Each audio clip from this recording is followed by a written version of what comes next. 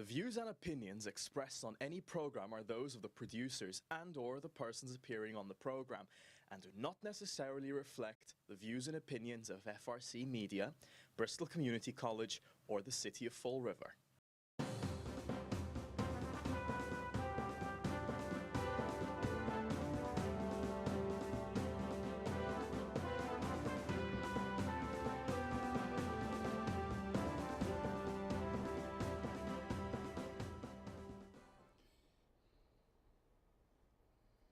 There we are. Well, hello. Welcome to Spindle City Straight Talk. I'm Chip. And I'm CJ. And we're back in the studio on Monday in the Riv. Well, they had a busy weekend. Oh, yes.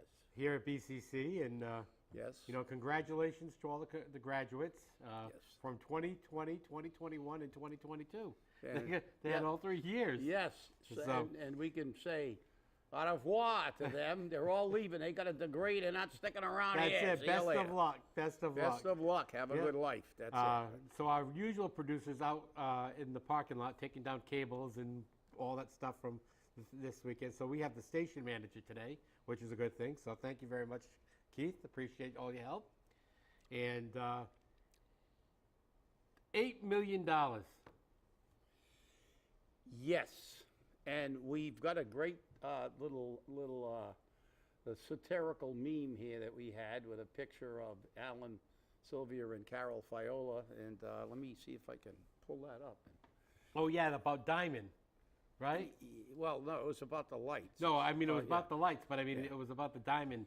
Yeah, it was kind of like the lunches. We can't do the lunches, but we can put lights on a yeah, bridge. this is what it says. And, you know, people send us these things all the time. Right. So it's a picture of Representative Alan Sylvia, Representative Carol Fiola. Diamond student.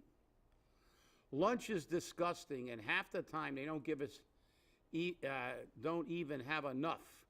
They don't even have enough. So we have to eat peanut butter and jelly.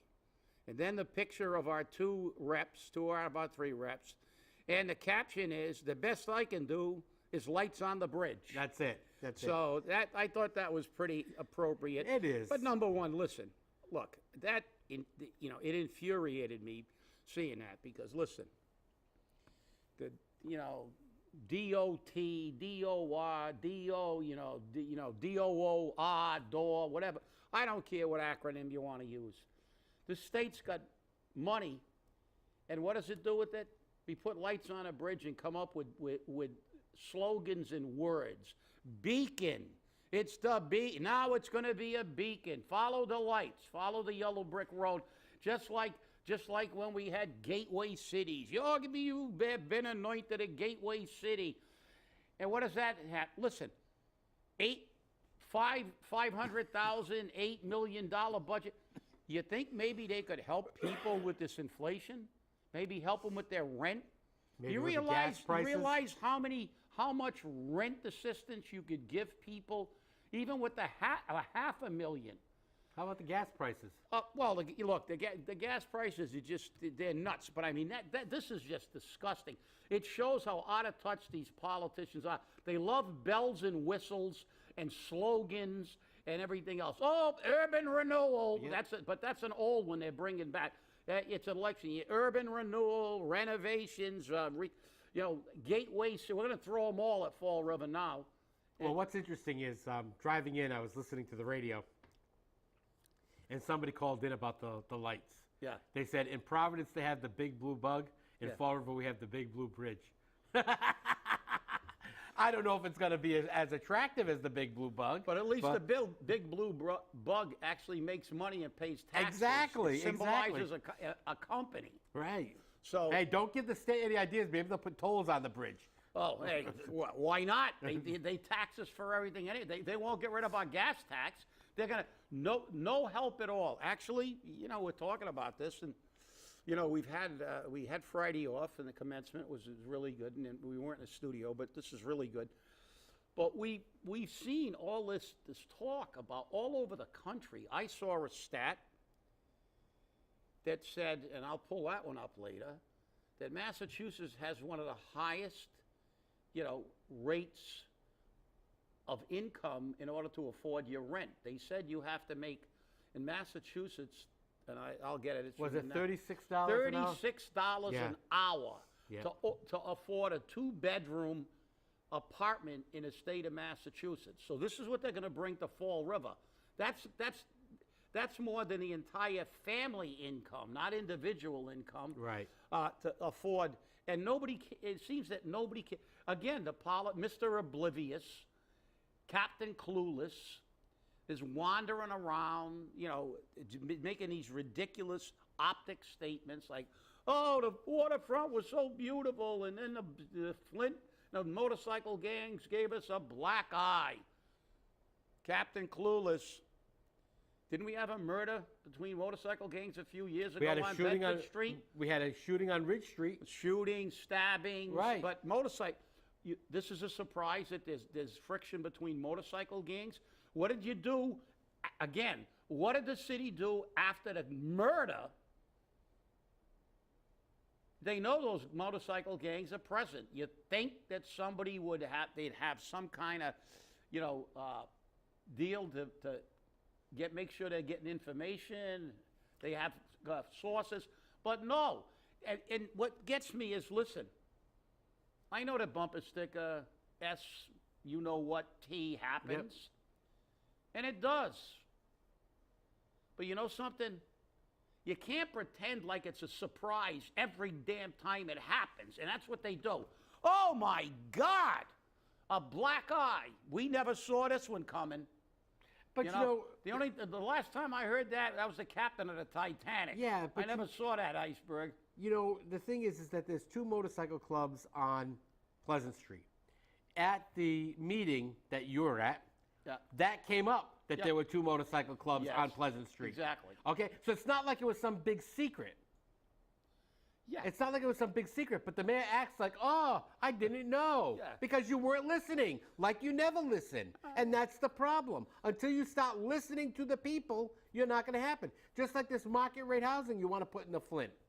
You want to put market rate housing in the Flint, but the people in the Flint didn't say they want market rate housing. The people in the Flint said they want affordable housing.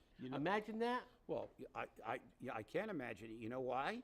Because he lives in an alternate universe. He lives in the lawyer, banker friends, lawyer friends. I think he still thinks he lives in Somerset. And yeah, maybe. But, and I believe it was you that sent me this. This shows what classification we think we're in. This was from Commonwealth. Oh, yes, Commonwealth Magazine. Yeah, Falmouth is demonstrating what housing choice can work. Okay, I'll just read you a short bit because this is the real part, the beginning of it. It has been a little over a year since Governor Charlie Baker's, quote, housing choice, unquote, legislation was signed into law, providing an innovative bundle of tools for municipalities to incentivize housing construction, maybe affordable housing, right? Listen to this one, again, which piggybacks on that other report that said we're one of the most expensive states. Right. In a state that has among the nation's highest home sale prices and lowest residential production numbers. So the reaction in many communities seems to be, how do we avoid doing this? In other words, how do we bring affordable housing? Because they really want to get rid of all the poor people. That's right. cold. So this is it. Concord, Richtown, a Concord selectman thinks zoning that might allow a potential 750 units is too much to ask. A Newton. Oh, my favorite place. I love Newton. Yep. I love Newton. Those yuppies, they love it. Huck and Klaus will come down and tell us how to live. A Newton City councilor is willing to forego some state aid. They're not going to take state, like we're always begging for state money. Please, please give us money because we spend all ours and we need yours. Forego some state aid rather than comply with the law requirements that the communities have to abide by. They don't even want it. It's like, look, we're rich. We don't want these people around. That's right. And get out of here. We don't need your money. This is Newton. And apparently our mayor thinks we live in Newton, because that's all he ever talks about. Market rate housing, market rate housing, market rate housing. We have the lowest rent in the state, probably, and one of the lowest, if not the lowest. I think it was the lowest last time I checked. Going to displace all these people with these skyrocketing prices. It's like pretend we don't know. It's going to catch them by surprise. I saw a report from 2020 before this inflation hit. It was bad enough. Yep. That this type of escalation in housing prices, and in 2020, it increased the foreclosure rate and the eviction rate by 132%. 132%. People are losing their houses and being evicted from their apartments. You know, will somebody that's making a pension and another 120 grand on top, that's got all kinds of money, will somebody pay attention to where you live? Don't walk around a North End. Go down and walked around Corky Row when there's a murder. And then it was another surprise when there was some issues at Corky Row again. It's like, oh, really? There's problems in Corky Row? Oh, motorcycle gang problem? We heard that, a week before it happened, 2 weeks before it happened at the meeting? The Flint residents were saying we got 2 motorcycle clubs. We had a murder on Bedford Street. Rival motorcycle gangs. But, you know, everything is like this. It's an epiphany. He walks out of his office, and it's like, oh, how did that happen? I don't know. Maybe because you weren't paying attention. Maybe because you never pay attention. All you want to do is have parades and movies and play like you're dealing with children. You're dealing with adults trying to scratch a living out, trying to eke a living out in a city that's fundamentally poor. And as I said at the meeting, renovating these buildings and putting nice, makes them look good. But how are the merchants that you want to put in those things going to stay in business if you continue? Well, there's all market rate housing. Going to get 1 million rich people in here, and they're gonna subsidize the buildings, but they're not going to come here. I mean, they look at what's happened, and they look at what's happening. They look at our streets. I'm going to tell you a quick story, and I'll turn it over to you. True story. I know you and I have had many breakfasts at the Newport Creamery. Yes. I stopped there the other day for breakfast.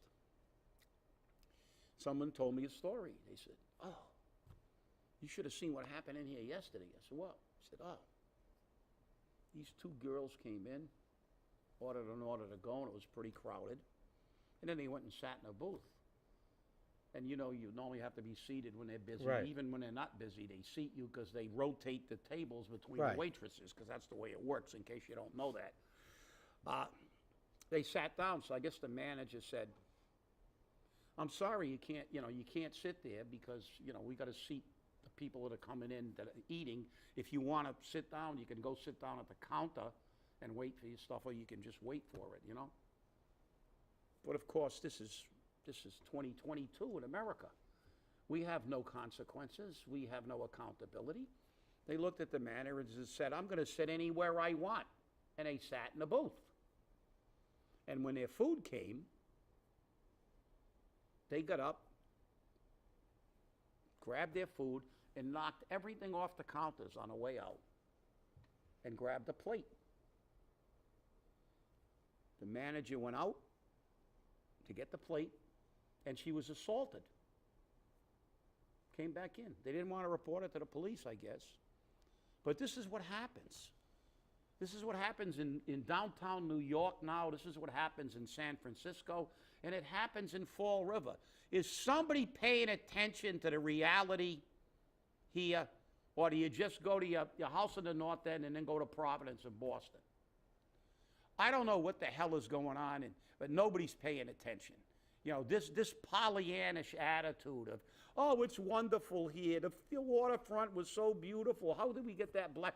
That motorcycle incident destroyed. That's why the waterfront hasn't been developed in the last 40 years? Or more. Give me a break.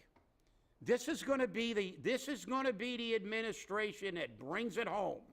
We've heard the same promises, and it's an election year.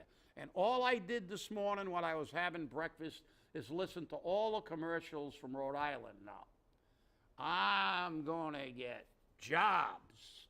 I'm going to bring in businesses. I'm going to lower taxes. I'm going to do... Yeah, they all do that at election time. 30 years later, your taxes are 30 times higher, and they haven't brought in any businesses, and you're still living in a gateway city. But it's the beacon. That's right. To the gateway city. It's a beacon. That's right. Remember that. Remember that. It's the beacon. All right, take it away, CJ. And right now it's only blue. They're gonna have to add more money to make it multicolored. Oh yeah, that's just what we need. Yeah. Well, somebody call all your state reps and tell them, listen, forget about the multicolored Christmas tree bridge, the beacon. Help the people of Fall River. That's who you represent. Let's try to find some money to help with rents and help with mortgages for people of low and fixed incomes. God forbid they do that. Yeah, God forbid. what a horrifying thought that would be. What a horrifying thought. I mean, to actually help him. Well, it's just like right now, there's a hiccup in the city water billing process. What a surprise. Well, here's the thing.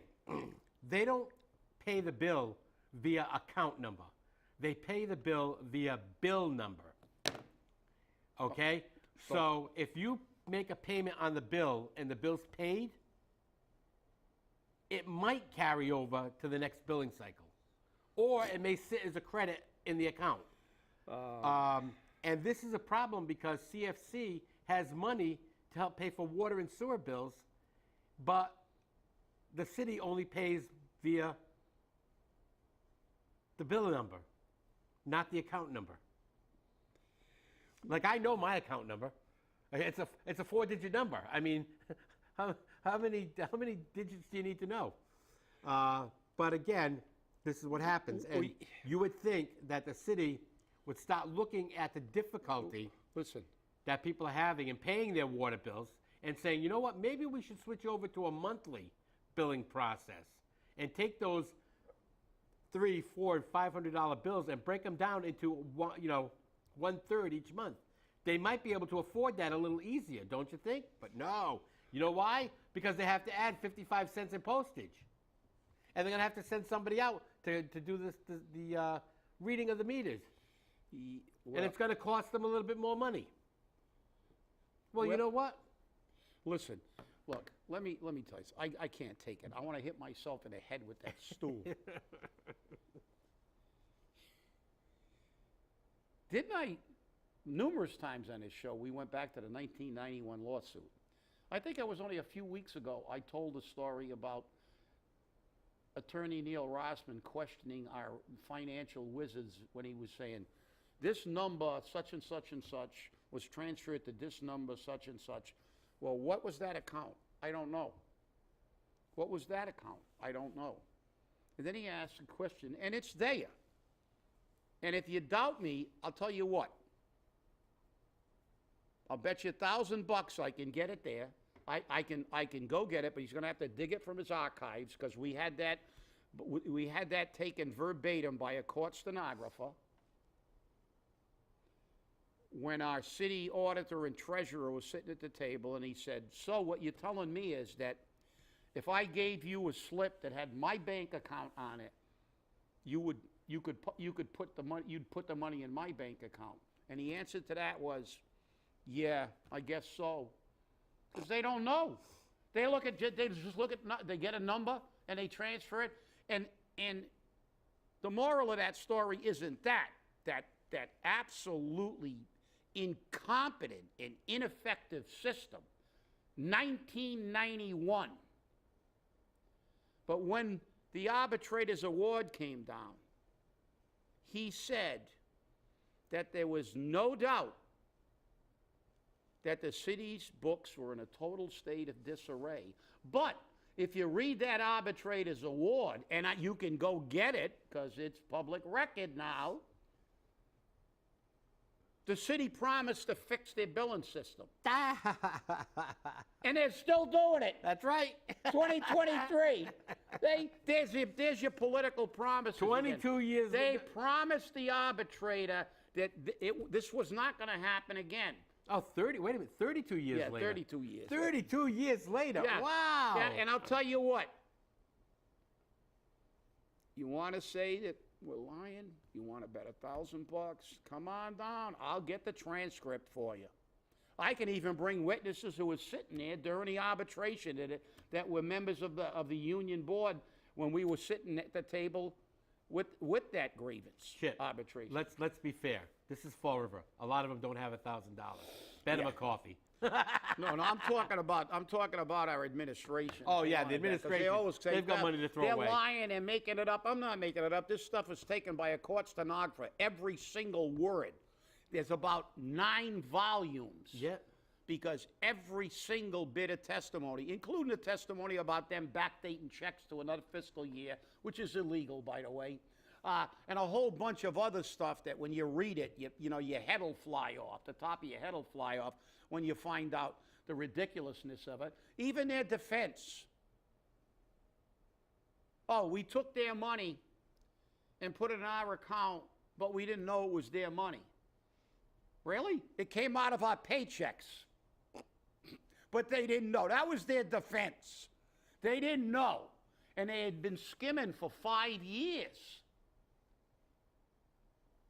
Because we broke it down. First year I went, that's the thing. It was precipitated by we're out of money. I went on a hand calculator. I called Blue Cross. I said, how much did we get billed last year? And I looked at what they collected out of our paycheck. I said, we overpaid. Plus we were supposed to have money in a trust fund. Right. Then we called Ernst & Young in. Then I started going back. And it was like 5 years they'd skimmed money. $500,000 here. You get there, they sit in a stand and they look, they plead stupidity, which in their case is a pretty solid plea. But I remember the personnel director who was supposedly in charge. Was that Skeels at the time? Sharon Skeels, yep. Saying, I don't know. I don't know how we must have put it in there and forgot it wasn't our money. Well, I hate to tell you this, but there's a law that says that money's supposed to go directly into a trust fund for the employees, a segregated trust fund. Just in case you don't know it, it's in 32B. So if you want to go look it up, I'm not going to give you the section because that'd make it too easy for you. Go look it up. It's actually entitled Employee Trust Fund, so you might be able to find it. Imagine that. Yeah, and it'll tell you that money is supposed to go directly into an employee trust fund. And did they fix it? 91? No. 2016, I sent a letter. We had $44,000 that was paid for their health care. So nothing ever gets fixed. All they do is talk, have parades, put lights on. Let's have weekly fireworks on the bridge or something. I don't know. Anything but actually doing something for the taxpayer. Just keep doing what you're doing, making these promises that you never keep. And now it's election year. Just listen, please. Listen to what they say. If it sounds like you heard it before, it's true, because you heard it before. Because every single election, turn on channel 10 or 12 and watch whether it's Kalis. I wonder if she's related to the former mayor, Kalis in New Bedford. There's a Kalis running. There's another one that was a CVS executive. Oh, another Richie. That's just what you need. She's running too. She was a president of CVS, worked her way up from mid-level. But it's all the same thing. I'm going to bring jobs. We're going to bring businesses in. We're going to do that. We're going to lower taxes. We're going to worry about the rents. We're going to worry about the, blah, blah. Yeah, until after the election. And then it's like, hey, see you in 2 years. Yeah, I'm telling you, it gets to be a little ridiculous. Well, this weekend, the Flint Neighborhood Association and Carlos Caesar put on the Kathy Assad fundraiser for their scholarship program. Ah, good. It was shrimp Mozambique and chicken Mozambique. And he didn't even tell us. I know, and he didn't tell you, huh? What a... We went there the last year. Yeah, we always go. We always go. We always go. Carlos, you're in trouble. Because you know I love shrimp Mozambique. Yeah, and they do a pretty decent job of making it. And they serve it with fries and rice, just like the restaurant. That's right. Yeah. So it's usually pretty good. They raised a little over $4,400 towards the scholarship. And Kathy was a great lady. Yes, she was. She was the mother of all the neighborhoods, Yep. as they put it. Her daughter, Natalie, was there helping to serve the meals. Natalie takes great pride in Fall River. I think she lives in Baltimore. But she comes back to Fall River regularly. She takes great pride in Fall River. And she takes great pride in what the Flint Neighborhood Association does to honor her mother. And again, you know, Kathy was a school teacher for a great many years. Yeah. She would, every Christmas, she would go out, and I remember her being at the church, St. Anthony Marionite Church, and she would hand out gift cards or gift certificates to people at Christmas time to buy meals. So this shows you how the Flint Neighborhood Association works for the entire city, not just the Flint. They will be they've sent a letter to the park board asking for a carnival at Kennedy Park this year. They have no hope of getting it, but if the people come together and stop bombasting the park board with requests, maybe they'll turn around and consider it. It's about time they get rid of that, you know, relic of a law or rule and get rid of it as soon as possible. Another great bit of information that came out this weekend is Jason Burns was elected vice president of District 8. Congratulations, Jason. I guess 3 times is the charm. 3 times must be, hey, for a lot of city councils, the 3rd time was the charm too. Yeah. So I guess in Fall River, that's the number you need to beat, is number 3. So again, congratulations, Jason. I know you've been trying for that for some time. Hopefully you represent your brothers and sisters in the fire department, and you represent the people of Fall River and the Fall River Fire Department with great excellence. We can't do much better than that, I guess, at this point in time. Well, he's in District 8. That's basically Fall River, New Bedford, the Cape, and Taunton. And so he's in this district. He'll be spending a lot more time in the smaller communities, because that job kind of is. They handle most of the business for the smaller locals that don't have their own financial ability to handle stuff and grievances and stuff like that. So he'll probably spend most of his time away from Fall River, but you know, well, he's got a new job now, and probably won't be seeing much of him in the city. So he'll be down at Cape a lot, and that's where the old. You know, it was years ago. It used to be a Cape guy. It was Arthur from Falmouth, and I can't think of his but just had it. But then it was Jimmy Allen from New Bedford for a while. So it kind of moves around, but that district. But well, good. He got it, and normally when they get those positions, they stay there for a very long time, because once they get in trade, then they know the locals and stuff like that. You know, they stay. I don't think anyone really. There was a major turnaround. Jimmy Allen was there for years, and Arthur Corey. I just came back to Arthur Corey from Falmouth was there for well over a decade and stuff like that. So they stay in there, but hey, it is what it is. Yep. But let's get back to Fall River. Congratulations, Jason, and looks like we're out of time. I want to thank you all for watching. Remember, stay safe, stay angry, and hold your politicians accountable. Thanks for watching, and we'll see you on Wednesday after a city council meeting. No lights.